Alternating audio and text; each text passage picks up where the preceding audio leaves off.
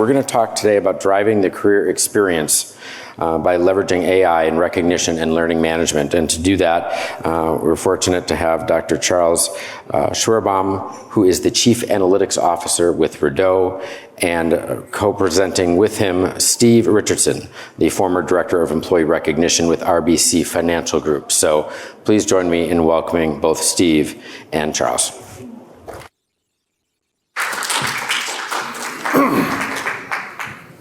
Thanks so much, everyone, for having us here today. We're really excited to share a little bit of what Steve and I have been working together on for about 10 years as it really thinks about AI, driving the employee experience, particularly in the areas of recognition and learning and development. Now, I think as Elliot said this morning, there's a lot of nonsense that comes up when we talk about AI, and there's a lot of hoopla. And there's a really great webinar on the HRO. If you're a member, you can go on, that was called Cutting Through the Noise. And right now there is a lot of noise. And when we think about AI, really the best way to think about it is what is it supposed to do for us? Most of us immediately go to something like the Terminator or an autonomous agent that somehow can learn and think. Usually that's never good for humanity when we've seen any sci-fi or horror movies that when the robots come alive, we never fare particularly well. But when we think about what AI is supposed to do, in its most complex and even in its most simple forms, is automation, right? It's supposed to take tasks that we as humans do now, make them simple and automatic that we don't even have to think about them. It's supposed to increase personalization. So if you use Amazon, Netflix, Spotify, any music or video streaming service, the idea is that it's supposed to become personalized to you based on your pattern of behavior. So over time, it is learning something about you from data that it's collecting as you interact to make your experience much more personal. It's supposed to provide you reminders and nudges based on what you're doing. So if you haven't logged on to a system for a while, it sends you a little notice that says, we've missed you. Or if you haven't shopped at a particular website that you usually use, it'll send you a little note that says, we miss you, to try to nudge you back. It might give you a coupon that would entice you to come back. But that's what it's supposed to do. It's supposed to influence your behavior in some small ways based on your data. It's supposed to monitor. So when we think about one of the big uses of AI is monitoring systems. So we find that there might be parameters that somehow are out of bounds. The system takes action on that automatically. So if you have a home security system, that it has a parameter around it, and if something goes off with it, it notifies you in a variety of fashions. So it's supposed to monitor. Probably one of the things we think about the most with AI would be the human technology interaction. If you have Siri on your phone, you have Alexa or Google Home. I think many of the RPO providers here today have chatbots on their sites. It's a good example of the use of AI. But when we think about the hype, we immediately move again to the Terminator, to how the self-autonomous machine, when most of the uses in human capital are really quite simple. And today we're going to talk about some actually pretty simple uses of AI that do kind of cut through the noise a little bit. And I think, Charles, when I was in the role 10 years ago and through the last 10 years, AI really wasn't the buzzword. It was, how do we make this simple? How do we make this applicable? How do we give our managers feedback? We were dealing with over 2,000 people managers. How do we make this effective for them, effective for the organization, and to be honest, simple? So. Yeah. And certainly when we think about things like what IBM's doing or a self-driving car, that's a pretty extreme and complicated form of AI. But most of us in our day-to-day, we interact with AI all the time in its most basic, simple form, and it has a lot of value, and hopefully we'll demystify some of it today. When we think about talent management already, certainly we've got lots of RPO providers here today that have integrated AI pretty sophisticated ways into their platforms through the recruitment process. We can think about assessment space if we're doing asynchronous web-based videos where we can scan people's faces to try to automatically code the emotions that they're expressed, or we can take the words that they are saying, translate that automatically into text, and score that to have standardized scoring of web-based interviews. So there's lots of ways in which it's being used right now. But not so much in the recognition space. I was director of recognition. That was my only piece of work that I was very lucky to be involved with for 25 years. So when we went down this road, there really wasn't anything off the shelf or easy to build. This was a from scratch collaboration, I guess, between both Rideau and RBC. And it was a lot of learnings, a lot of interesting times early on as we failed and learned and retooled. But it really, to our knowledge, was the first attempt of that. So. Yeah, and when we think about the interest in the recognition and development, although it's far less than the assessment in the recruitment space where there's been a lot of effort on AI, and that makes sense, right? We start thinking about volumes, costs, the need to automate things in a way that we can do it quickly, fast, fairly, easily. Recognition is one that we've always thought about as the human touch, and there isn't necessarily, and same with development to a degree, that there isn't the opportunity to automate. But certainly when we think about recognition, and that many of your organizations may have recognition platforms in place where we can look at personalization. And we heard earlier today about employee engagement. Part of the importance of connecting with employees and the ways in which that drives business results, recognition is no different. It's a way to engage employees, but it has to be done right. So for example, if Steve were to recognize me, he knows that certainly I don't like to be, even though I'm standing here on the stage and I'm a professor and it's my job to stand in front of people all day, I'm a very introverted person. And so being public and the center of attention is not motivating to me, and it wouldn't feel recognizing. So if Steve were to make a massive public announcement, congratulating me on some accomplishment, to me that wouldn't feel that I was appreciated or recognized because it wasn't in the way I wanted it. And so AI, when we think about some basic ideas in these platforms, can gather a lot of information about what is it that employees actually want. One of my colleagues who's one of the members of the EE group, Jack Wiley, does a lot of work in the engagement space, is really focused on to truly engage employees, you have to give them what they want, which means you're going to have to know what they want, either through taking time through conversations, through surveys, but making it personalized to individuals. Certainly you can monitor recognition activity we think about recognition activity is an incredibly large industry, yet survey after survey says employees feel unappreciated at work. So how is it that we can have an industry focused on something, yet the most basic thing that it's supposed to do isn't achieved, of making people feel appreciated? So we can monitor recognition activity. Are managers doing it? Are they doing it regularly? Are they doing it often? We can give managers nudges that you think about your busy day. Sometimes stopping to appreciate, observe, acknowledge what people are doing slips by the wayside, that there are deadlines, there are reports, there are projects, and that I think we've heard many times today, particularly in the engagement space, one thing that makes managers great and truly engaging of their teams is they do take the time to pause and to acknowledge their teams. And certainly one of the things that we think about is we need to understand how people are feeling. Recognition platforms by their nature gather a lot of unstructured data. And we think about where AI is truly useful, it's not where we have kind of numbers and checkboxes in a survey, it's where we ask people to say what they feel. When you interact with your manager, how do you feel afterwards? And ask people in their own words, and we can mine that. And if we see that things come up like unappreciated, painful, disrespectful, that would tell us how people are feeling about the acknowledgement and appreciation they're receiving. And we're going to take you through very quickly what we developed, but in the development phase, and it was great, it was like Nita was our warm-up act. That was exactly what we discussed. I'm the poster child for having a team. I came out of university, it was a bank, I got a branch to manage, I got another branch to manage, I got another branch to manage. I never had employee training on how to deal with those people, especially not on recognition. It's not something many of us, maybe some of you do have it as an innate skill, but it is a learned activity over time. And that's what we spend a lot of time discussing on how can we leverage that. So. And certainly as a psychologist by training, thinking about adult learning, the science of learning, one of the keys when we think about most corporate trainings is one size fits all, which is a very anti-AI type idea where there's a perfectly fitted solution for each individual, right? That my Netflix account won't look the same as your Netflix account because we might watch the same thing. So the idea of how do we come up with something personal? And so what we want to show with you is what Steve and I and our teams have developed.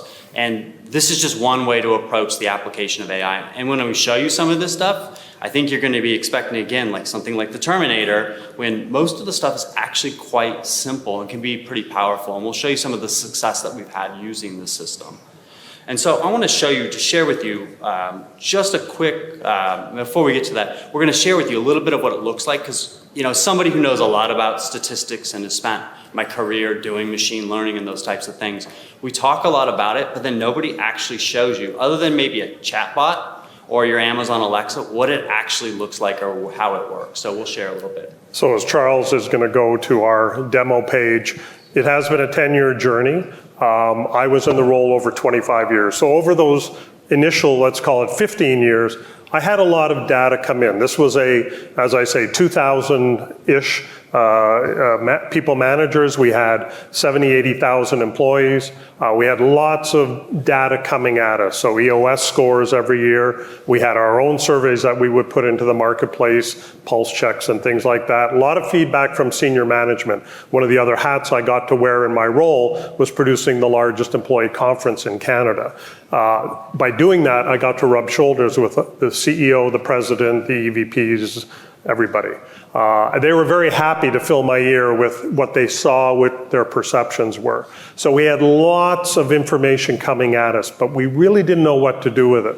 We could make tweaks to the program in turns, but when we went down the Vistance road, we were looking for a scientific solution. How can we make this simple for us, simple for our managers? And Charles is going to take you through that right now. Yeah. And when we typically think about AI, we generally start with the idea of you have to have large volumes of data available to you, and this is why it makes sense in manufacturing and a lot of other settings where we have potentially decades worth of data on the use of the systems and production lines. But in human capital, I hear somebody serious, AI at work. When we think about, when it comes to human capital, we oftentimes don't have that kind of data. So really the way AI tends to work is we need to think about it from automation personalization, where we're going to have to capture data.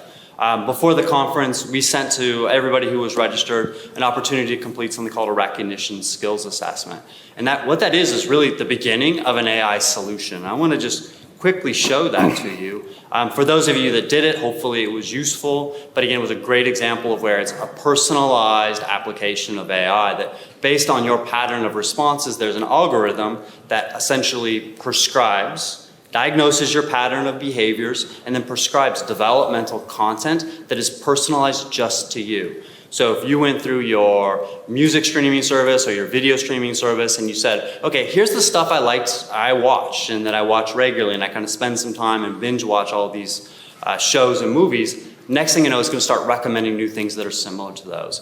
This takes the same idea, and so for those of you that did this is what it looks like. For those of you that didn't, there's still an opportunity to do it. You get a feedback report that's personalized to you. But the basic idea is that we start with this, we understand you as a manager, where are your strengths, where are your developmental needs. And then the AI piece starts where we have a prescriptive algorithm that then kicks in and prescribes to you learning content that you need. It doesn't waste time on things you're already good at. Why would we spend time learning things that we already know well? We want to focus in on just the areas where not only is there improvement needed, but improvement is likely to lead to increased effectiveness as a manager and business results for your team. And so what the system does when you come in, if you were a manager, is that once you take this self-assessment on our Progress Mac, and then you're prescribed a personalized learning journey. And so at an organization as large as RBC, there was no two personalized curriculum that were the same in terms of the prioritization of different learning modules. And this is a web-based system, so we have all sorts of online content that people get. No two people got the same thing because no two people are the same. I mean, we know everybody in this room has different strengths, different needs. Even in our developmental needs, some of us might have a greater degree of improvement that might be needed than other people. Same with strengths. Some of us might have incredible strength and some of us might just have above average strength at things. So we can have personalized curriculum for each person. And this was something Steve will talk a little bit about that was really critical in thinking about RBC environment. Right, and it was fascinating as we went through this. We spoke to a lot of industry experts, but the interesting part was I kept jumping up and down on the table going, this has to be tight. This has to be tight. You can't put out a 45-minute training module. People will not watch that. There's attention span just wouldn't be there. So we started down the road with 8 to 10 to 12-minute type modules, very tight, very specific. I think the funny thing for myself was when I first saw the first few 10 years ago, they were so basic. I went, this is crazy. Why are we telling people how to speak to an employee one-on-one? And then we thought more about it and said, absolutely. You know, the phone's ringing, it's the SVP calling, oh, I better get that, just give me a minute. Well, what does that do to the employee? Things like that we would just take for granted. It was a fascinating discussion and evolution of these modules and the training that was involved. And the thing that was interesting about it is like, not only are these things simple, but it's a question of why am I receiving this? And you're receiving it because you provided data about your behaviors and things that are important where you spend time. And this is an area that matters, according to experts, and we'll show you some business results, and you just don't focus on it. So this is why you need it, because it's all about what you told us you do and you need. So it became personalized for the managers. So it wasn't like the corporate shoving something down on me. I had an input, and we talked about employee voice earlier today, that I had a voice in directing my own learning by providing some input. And then even if the AI piece determined what I needed, I did have a voice in the process. And that once I have a voice, it prescribes to me a learning curriculum, and I'm not going to show all the little pieces of it, but just to give you a sense here at the top, really is that we start with assessing you. The AI then prescribes a series of learning content that is personalized to you. You engage in it over time, even if it's very, very small. Most of these things are about 5-6 minutes and focus on a single behavior.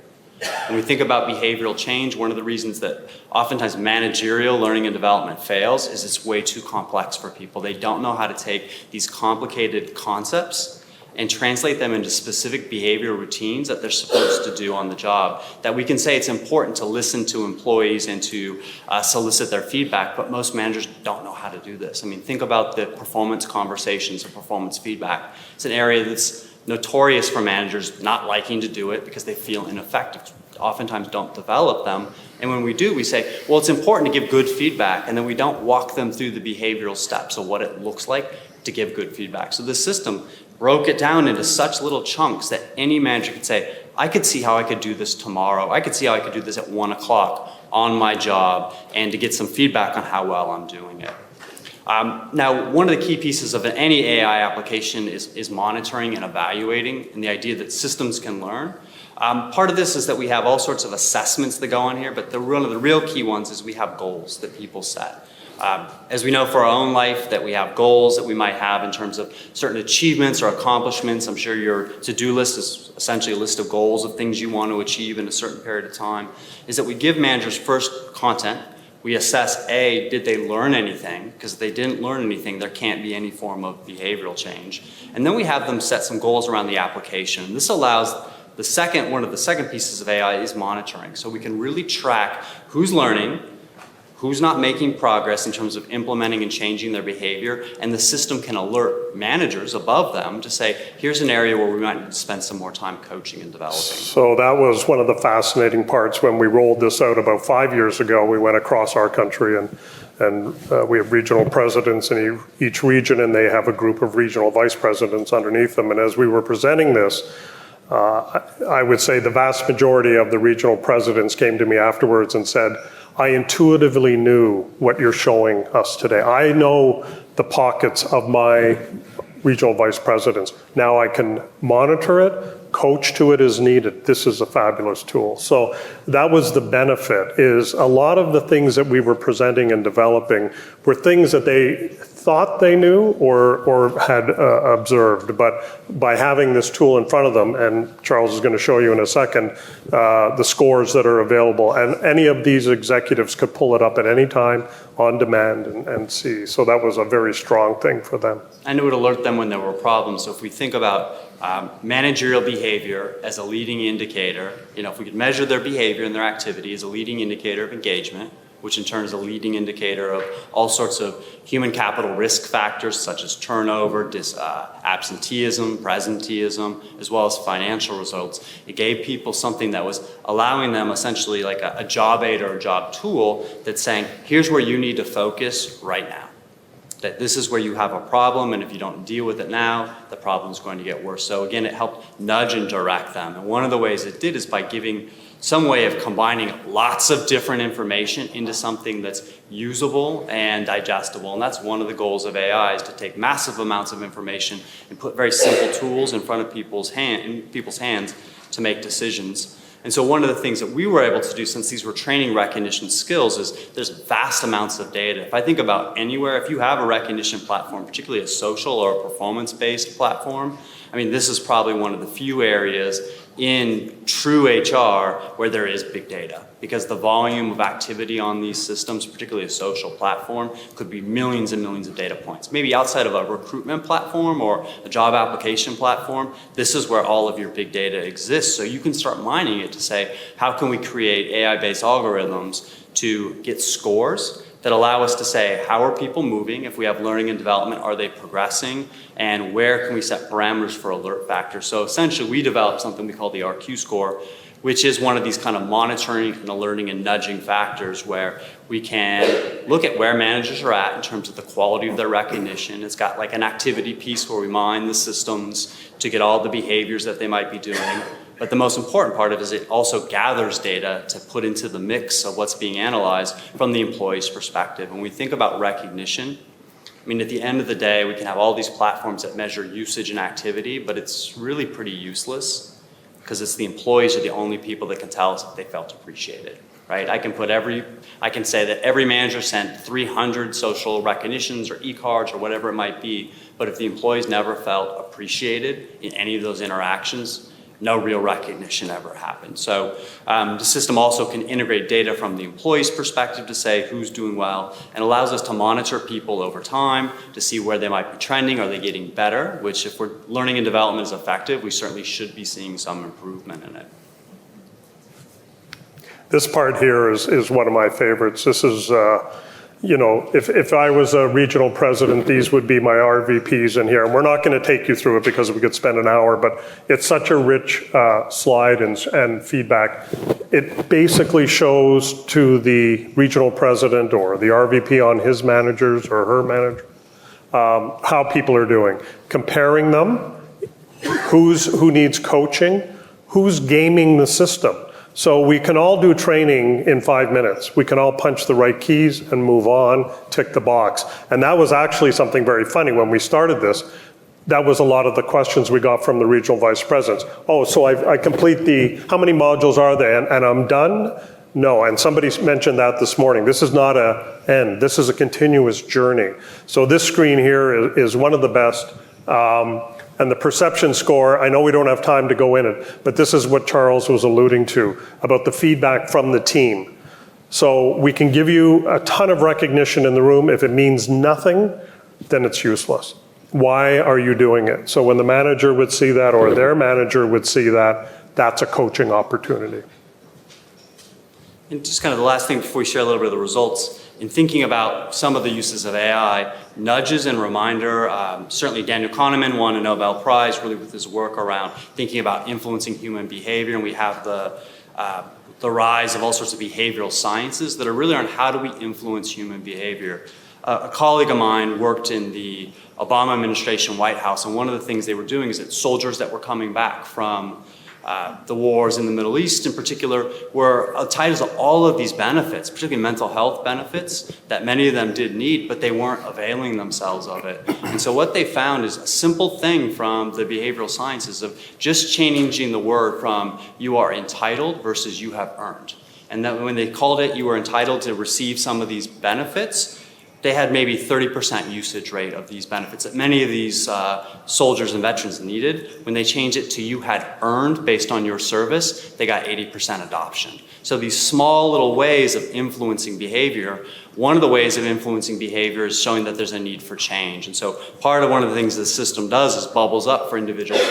Where do you stand? I might think I'm incredibly effective as a manager, and when I see that I'm, at the very bottom of the pile, that might say, maybe I'm not as good as I think I am, and motivate some behavioral change. Maybe I better take a bit of the training. Maybe it can help me. And we did have a lot of feedback. Peer pressure is wonderful sometimes. Yes. And we're going to walk through a little bit of what we achieved at RBC using a pretty simple, and I think you can see in showing this to you, there's nothing on here that's really rocket science. When we think about like Siri, a self-driving car, that is rocket science. Most of the applications of AI and human capital are not rocket science. It's some basic things of aggregating data to get some useful insights to nudge behavior in the right directions, using some algorithms to personalize experiences for people. I mean, pretty simple concepts that we don't necessarily need data scientists or engineers to do. I think on the next 2 or 3 slides, the thing for me as we started our journey, and these are a couple of years old, a lot of the things that started to be proven, as Charles says, they weren't rocket science, they were kind of intuitive, but we didn't have the proof. We never had the data and the proof that was needed to senior management, because everyone has gone through tight budgets, budget cuts, et cetera. What are these programs doing? Why am I spending this money on that? So these slides here will pretty much indicate, I think the thing for me personally was that it validated what we were doing, of course, but it was also very rich feeling that we were doing the right thing. Everyone who does employee recognition feels that it's the right thing. A lot of times it's hard to do the ROI on it. So on this one here, very simple. Once they started their learning modules, their employee experience over time improved very simply. If you didn't do it, obviously you flatlined, and this was great to show. And one of the key things about this is because it was personalized in the AI process, they were able to sustain it. That we pinpointed where they need to focus attention to improve their skill level, and only did the things that they needed to do, which meant it was a more limited set of things that managers needed to focus on, and they were able to keep them going. I mean, all of you have seen managerial training where the manager goes, 1 or 2 days after the training, it seems like a new person, but quickly people backslide into old routines and habits. Here, not only was there improvement, but the behavioral change was sustained over time, that you didn't see the backsliding because it was focused on very targeted changes. Which was a great thing as a shareholder. I was very happy to see that. Yeah, Steve retired shortly after this. Same thing here, employee engagement. This one makes a lot of sense when you think about it. Their teams, the managers are learning how to treat their employees properly. This one is beautiful. The more they take, the more they're engaged. Charles, anything else you want to add on that? It's very straightforward. This one's great. We know it. Better customer loyalty. The team is happy. We heard about it with Marks and Spencer's. This is exactly that. No different, but this is the data that has come repeatedly, I might add, year over year, year after year, I should say. Doesn't matter if they're new managers, they're managers that have been people managers for years. It's great. This one here, and does employee recognition really help the bottom line? Yep, sure does.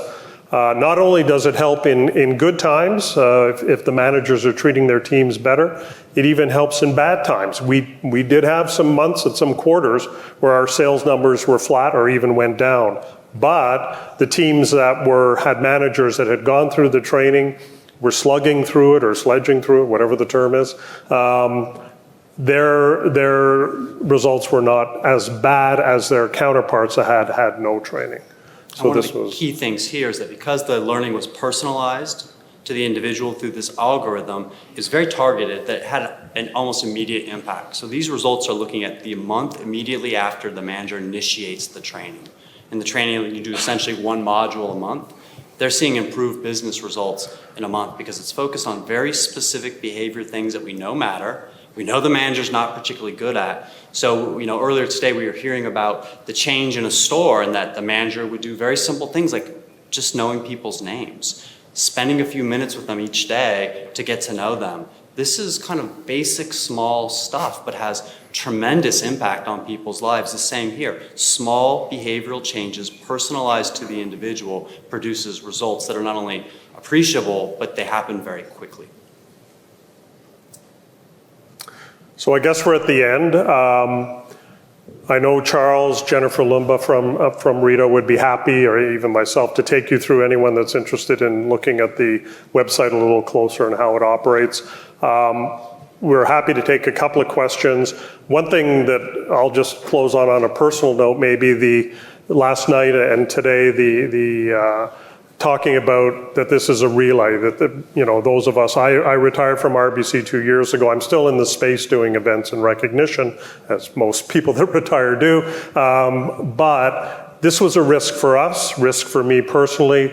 But boy, it's great to look back along the career and say, we made a real difference in our company. We made a real difference to the people in our company. So, that's, I guess, my own personal parting comment is sometimes you have to take some risks.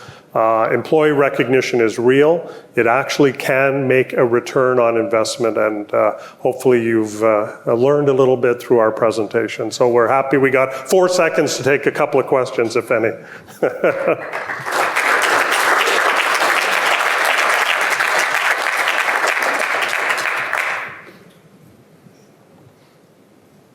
Yes, yeah, sure, Dermot, yeah. Well done, really interested in what you're doing here. The whole validation of your questionnaire, who validates it for you? So we have a team. I have a team of people. We're all research scientists, so we validate it in a couple ways. Obviously we developed it using an expert-driven process to make sure we started with something good, but then we can attach it to, let's say, employee opinion score. So if managers are being more effective, theoretically, what should that be connected to? So we can look at not only the outcomes, but also we do a lot of work talking to employees and trying to get multiple perspectives to validate it. Because that's a key thing with any sort of data science, AIs, it constantly has to be validated in case there's changes or drift. The second question is on the training. Obviously, you have a set of learning modules. So how often do you have to update those and change them? It's kind of as needed, right? When we started, there were a limited number. We've evolved that over time. I don't even know today how many there would be. Do you off the top of your head? Yeah, I look at it as a lot like any sort of service where you start with a small catalog and you grow it over time. And particularly, we're always gathering data on what works, doesn't work, what do people need. And so let's say we identify a need in the system that our modules currently don't meet, we develop new content for that. So it's a constant evolution or revolution as we go. And of course, feedback from the participants, which ones they thought were meaningful, but we can usually see it in the results. So, yeah. All right. Thanks so Thank you very much.